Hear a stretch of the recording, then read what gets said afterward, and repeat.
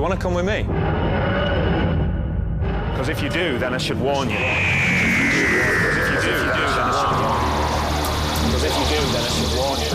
You're going to see all sorts of things. Ghosts from the past, aliens from the future, the day the Earth died in a ball of flame. It won't be quiet, it won't be safe, and it won't be calm. But I tell you what it will be. I'll tell you what it will be. The trip of a lifetime.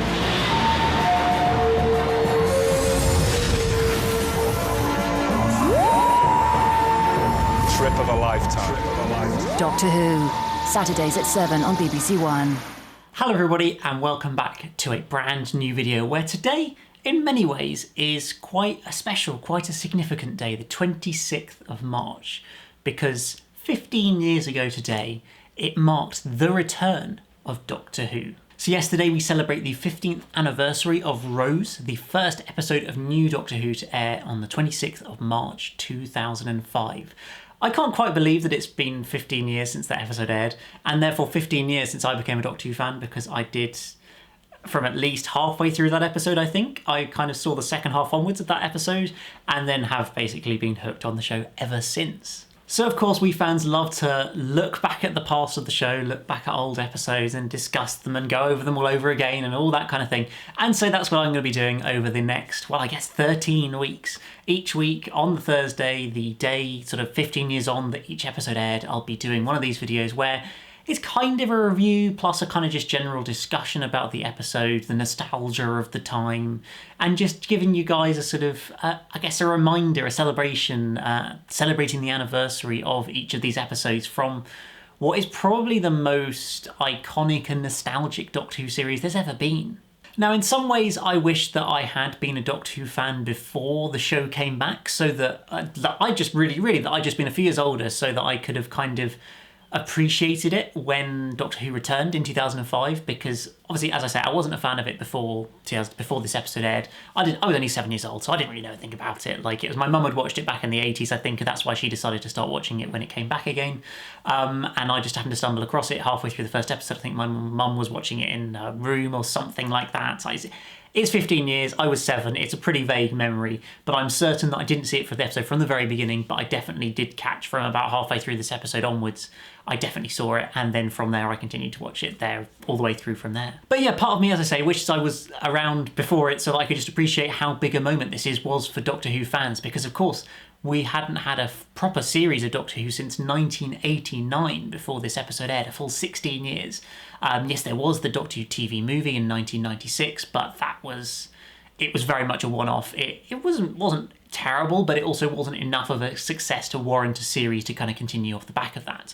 And so for so many fans, it had been so many years of waiting in the hope that maybe Doctor Who would be brought back. And then I believe at the end of 2003, they finally confirmed that Doctor Who would be returning to television under the writing of Russell T Davies, and then soon after that confirming Christopher Eccleston as the Doctor and Billie Piper as the companion Rose Tyler. And so in many ways there was a lot of pressure on this episode and this series as a whole, because if series 1 of Doctor Who, if this first episode hadn't worked, then it would have had 2, maybe 3 series max, and that would have been it. And we probably wouldn't be, don't think I would have a YouTube channel talking about it by now if Doctor Who died in 2006 or 7 or something. Like, it was very, very possible that this wouldn't have worked. It was a show that worked back in the 70s and 60s, 70s, 80s. It was great then in its heyday, but it just doesn't really work for today's viewers. It's exactly what could have happened with this story. But I think watching it again, I'm reminded of this, is that it so completely feels like an updated version of the programme that really is what it needed to be at the time to really be able to come back in 2005 and be a big ratings hit. And when you look at the ratings, it really, really was. I think nearly 11 million people watched that first episode. It's right up there with the viewing figures we got for The Woman Who Fell to Earth back in 2018. Some of the very highest viewing figures of Doctor Who, because there really was, as I kind of researched and understood in time since then, there was such a buzz around this when it first was happening and arriving. There was teasers on TV every day, specially shot trailers for it, massive loads of interviews all over the place, special screenings. There was a huge amount of hype and buzz around this show, because Doctor Who was a kind of cult classic TV show, really. Yes, it had kind of later into its run in the late 80s had probably developed into more of a a cult sci-fi show than necessarily a kind of popular children's sci-fi show. And then obviously through the Wilderness years, it became very much a nerdy sci-fi program that, I remember when I watched that as a kid, and if anybody's more than 15 and likes it, they are a big nerdy sci-fi fan that doesn't have that much credibility or respect. Maybe that's a bad way to put it, but I feel like that is the impression that became of Doctor Who fans until the show came back. And so it was always going to be about, can a show that was popular in the 70s and 80s really reinvent itself for 2005? But I feel like watching this episode, so straight away I could feel that this is, and it's such a different way of doing Doctor Who, because while I've been watching, as I'm sure some of you guys know, I've been following my channel for a while, I've been doing a Classic Who marathon. I'm only up to the 4th Doctor so far, but I've been binged all the way through from the beginning of the 1st Doctor, so I'm very much kind of have a feel at the moment for what Classic Who is like. And I felt watching Rose from the very, very beginning, it sets out that this is an updated version of the show. Because who's the first character we see? We see the companion. We see Rose. Who's the second character we see? We see Rose's mum. And the third character, Rose's boyfriend, Mickey. So straight away, rather than just going, hello, this is the Doctor, or going straight into an alien invasion sci-fi plot on some space station where there's a load of people chatting away and then one of them gets killed or something like you would often see in a Classic Who episode or anything like that, we've started straight away by focusing on the companion, on her life. We see that she's got a mother, she's got a boyfriend, she's got a job. It's very much grounding the programme in the 21st century, in the real world, rather than being out there sci-fi. And I think that is the absolute masterstroke that Russell T Davies hit, that meant that this era of the programme worked. It meant that Doctor Who was able to succeed when it came back, was because of choosing to ground the character or ground the show with these characters on Earth, the Rose and her family, not just there's this alien called the Doctor who whisks some person away from another world and they go off on sci-fi space adventures. It's completely that as a program, but it's also so grounded to Earth, grounded to the character of Rose. We learn about her. We learn more about her probably in one episode than we did about most companions in their whole tenure in on Doctor Who, in Classic Who, and that's not a criticism. I love Classic Who. I adore Classic Who. So much of it is so brilliant, but I don't think that the way Classic Who was written would have worked in 2005, and clearly Russell understood that, knew that, and decided that it needed a different direction. I think that's so clear to see right from the first minute of Rose. And even just in the format it's noticeable, rather than going for the old 25-minute episodes over 2, 4, 6, 7, 8, 10, 12, 14-part stories. We go straight in with 45-minute, mostly individual episodes for this series, where it feels like the pacing is just so much faster compared to anything you see in Classic Who. Whereas probably the episode Rose would be told over 4 or 6 parts in Classic Who. It's told in 45 minutes, and it's so exciting and fast-paced and action-packed for that very reason. I think, again, that's just something that it needed to work in 2005 and for this current era of the show. I think it was a brilliant decision by Russell T Davies to use the Autons as the first villain in Doctor Who, in New Doctor Who. I think that it's just an alien that, to some extent, is it can create your fairly standard alien invasion plotline, which is exactly what you need in an episode like this, where you're establishing basically what Doctor Who is as a show. But also means that it gives a lot of visual opportunities, because you have the shop window dummies idea that you can use in terms of the plastic sort of animating those shop window dummies. It's just, we even see like the dustbin. Yes, the CGI is not great, and I'm not sure about the burping bin, but we let things like that go, I think, and the same with the nesting consciousness not looking fabulous as a CGI. But it was 2005, we've got to let that go. But I just think that it means that it can be quite a visually interesting alien invasion plotline, which can add lots of exciting action scenes to the programme straight off.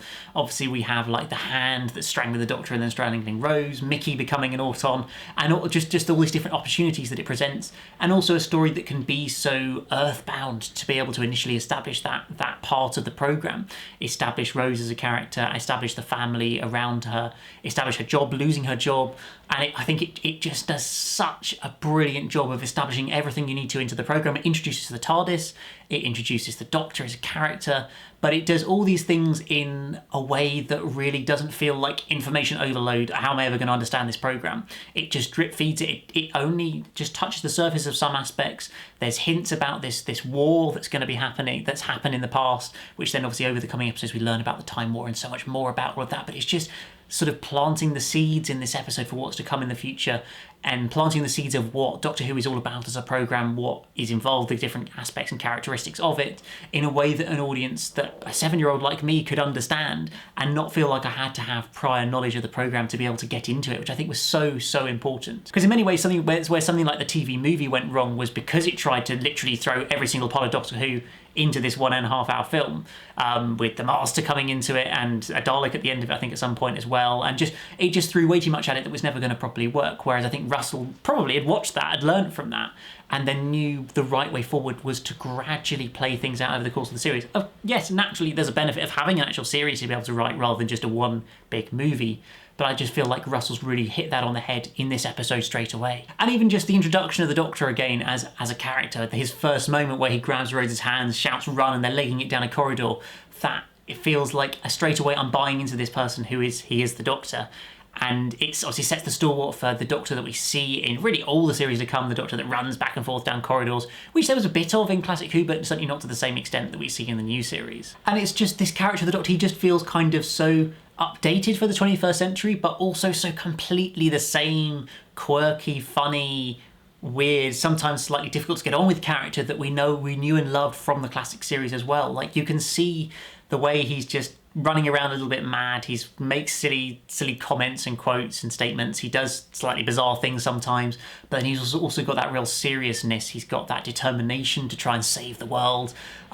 We definitely see what we learn more about over this series about the Time War and the effects that's having on the Doctor as a character, and the fact that he's quite sort of harsh and mean at points where he's saying "you stupid apes," or he's having to save you, and being quite mean to Rose and the human race in general, which is something that we saw bits of in Classic Who at different times, but then obviously, as we find out, is motivated by the Time War through Series 1. I feel like it's just something that's really greatly sewed into this first episode, showing the Doctor isn't just a normal human, he is somebody from a much greater race of people who are there, and he's there to come and save this silly human race that he has to help out because he feels that's his sort of duty to do. And I think that's it. Just for me, I watch this episode and all I see is the Doctor throughout it. Straight away, Christopher Eccleston really just gets that ethos of the character, I think, and really, again, wanting to offer the nesting consciousness another chance, that always that mentality of never just wanting to go in and kill, but he wants to try and give them an opportunity to not have to kill them and let them run away themselves, but then not being able to do that, of course. And quite a significant moment at the end, towards the end of this episode, which very much again sets the stalwart for so much of New Who,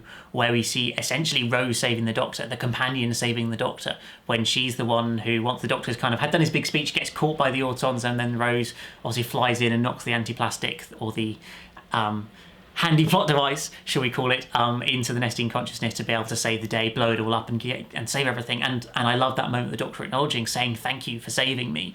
That's a great moment that we so rarely saw in Classic Who. I mean, right at the end of Classic Who, that was starting to come in a little bit more, but it feels like that's kind of just showing that we have the Doctor and the companion on a much similar level, compared to what we had in the classic series, where it was a much more, the Doctor is this dominant figure and the companion is just there to get into scrapes, scream a lot, you often wear some rather revealing clothing, and then get saved by the Doctor, which again, I don't have a problem with. This is not a slagging that Classic Who video at all. You guys know that I love it, but it very much felt like that wouldn't work in 2005 and for New Who, so it had to bring Rose up to that level, the companion up to that level of the Doctor, and I feel like we again straight away established that in this single episode. And then there's this one moment that I love right towards the end of this story, when we see the Doctor kind of saying, "Oh, this is the TARDIS. It can travel anywhere in space. And then, do you want to come with me?" And Rose is like, "No, I'm sorry. I've got to stay here. It's got to stay on Earth."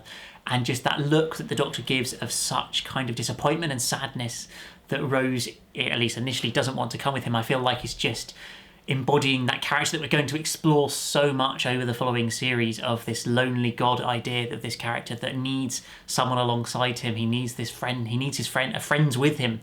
And when that's being denied, you can see the real sadness in his eyes. Of course, it's a great moment when he then travels back, and Rose realises, oh yeah, this is what I want to do. I really want to do this, and goes and flies away. And it's such a positive, exciting moment, I think, when we see Rose running into the TARDIS, the sting of the theme coming in to say, this is it. This is the start of a new era of Doctor Who in the 21st century, and it's very exciting. And so yes, naturally there is a huge amount of nostalgia around this episode for any fan really who watched it at the time or near to the time, I think, or if it was your first episode or anything like that. I feel like that it's hard to kind of separate that too completely from the quality of the episode itself.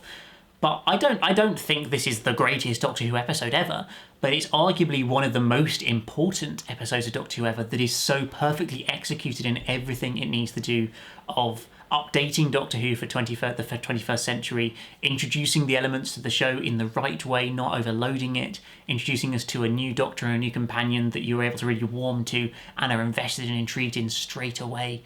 And it just feels like it ticks all the boxes that it needs to, but in such a brilliantly exciting and fun way to engage a whole new audience in the 21st century. So yes, a wonderful episode in Rose to start off Series 1 of Doctor Who, 15 years ago today. If you guys, maybe you guys want to give it a watch tonight, I'd love to hear what you guys have to say about Rose after 15 years since it aired. Do let me know down in the comments below. I always enjoy reading about it, and it's just great to sort of share all the fan opinions about each episode.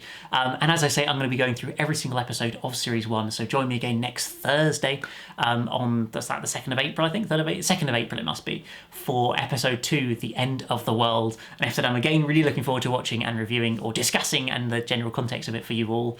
But I hope you guys have enjoyed this video, and I hope you guys are looking forward to this series of videos. I mean, if there's anything you particularly want me to do either within this sort of a video or with another type of video alongside it, kind of looking back at Series 1, if there's anything in particular you want me to kind of analyse or discuss or do in relation to Series 1 of Doctor Who, seeing as we're kind of celebrating the 15 years of it, I'd love to know what those are, and do let me know down in the comments below. But I hope you guys have enjoyed this video. As always, hit the like button, the subscribe button if you're new here, and I'll see you again very soon for another one.